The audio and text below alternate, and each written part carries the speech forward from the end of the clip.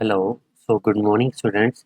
तो आज हम इस वीडियो में class 10th exercise 12.1 question number 5 solve करेंगे। Okay students, let's start. Now the fifth question is a hemispherical depression is cut out from one face of cubical wooden block.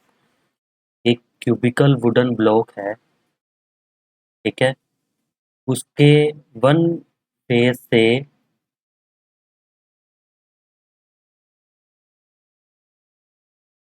ये cubicle wooden block हो गया, ठीक है।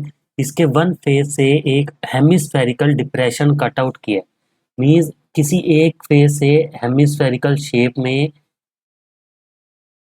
इसको अगर ऐसे बना लो,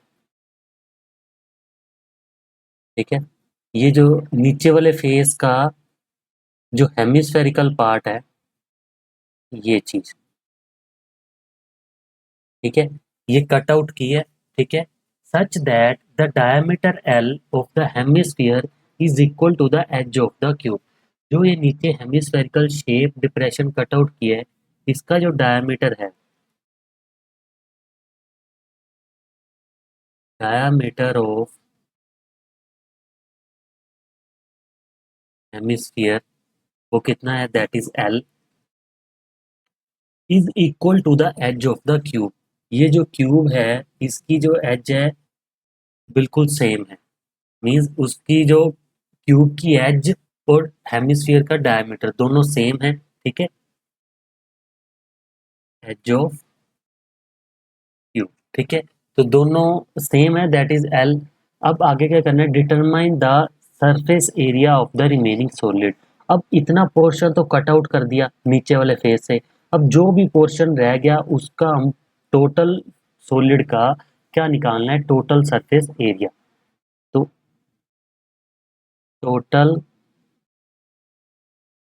सरफेस एरिया ऑफ सॉलिड, तो ये total surface area of solid क्या आएगा। अब एक तो मैं क्या कर दूंगा, पूरे क्यूब का टोटल सरफेस एरिया ले लो, ठीक है, total surface area of cube, ठीक है। अगर मैं टोटल सरफेस एरिया ले रहा हूँ क्यूब का, सारे फेसेस आ गए टोटल। अब एक फेस में क्या है कि एक तो ये साइड वाला जो पोर्शन रह गया, एक तो ये भी लेना है, ठीक है। और जो ये हेमिस्फीयर एक फेस से कट आउट किया है, उसका जो अंदर वाला खाली पोर्शन है, वो भी कौन सी शेप में है, हेमिस्फीयर की शेप में है। तो उसका कौन सा एरिया आएगा, that is curved surface area of hemisphere. एक तो हेमिस्फीयर का कर्व्ड सरफेस एरिया आएगा, उसमें से अब मैं क्या करूंगा, एरिया ऑफ सर्कल माइनस कर दूंगा, तो मेरा ये जो साइड वाला एरिया है ना, वो कवर हो जाएगा, माइनस एरिया ऑफ सर्कल, ठीक है। अब फॉर्मूला देखते हैं क्या क्या बनता है। Total surface area of cube क्या है, that is 6 into side square, side क्या है हमारी L, that is 6 L square आ जाएगा, plus curved surface area of hemisphere क्या होता है, 2 pi r square, that is 2 pi r square. अब रेडियस क्या होगा, that is L/2, radius of hemisphere is equals to L/2 होगा। तो यहाँ पे मैं लिख देता हूँ L²/4, माइनस क्या करना है, पाई आर स्केयर, रेडियस क्या है, that is L/2, that is L²/4। अब ये माइनस करना है। अब 2 पाई आर में से एक पाई आर स्केयर अब माइनस हो जाएगा, तो क्या रह जाएगा, पाई आर स्केयर रह जाएगा। तो ये 6 L² वैसे का वैसे ही, प्लस आ जाएगा, दैट इज L²/4, इतना आ गया। अब इन दोनों में से क्या कॉमन आएगा, अगर दोनों को विद एलसीएम सोल्व करते हैं, तो एलसीएम 4 आएगा, 6 4 जा 24 L² प्लस पाई L², ठीक है। इसको क्या करेंगे, L² कॉमन निकालेंगे, L²/4 कॉमन आ गया, अंदर क्या रह गया, दैट इज 24 प्लस पाई, ठीक है। पाई को अगर सोल्व करना है 22/7 से सोल्व कर लोगे तो वो थोड़ा और डिटेल में आंसर आ जाएगा, ठीक है। अब इतना आंसर लास्ट में हमारा बच गया, ठीक है, जो ये रिमेनिंग सॉलिड का आया। अब मैं आपको थोड़ा सा डिटेल में और बता देता हूँ इसी फिगर को।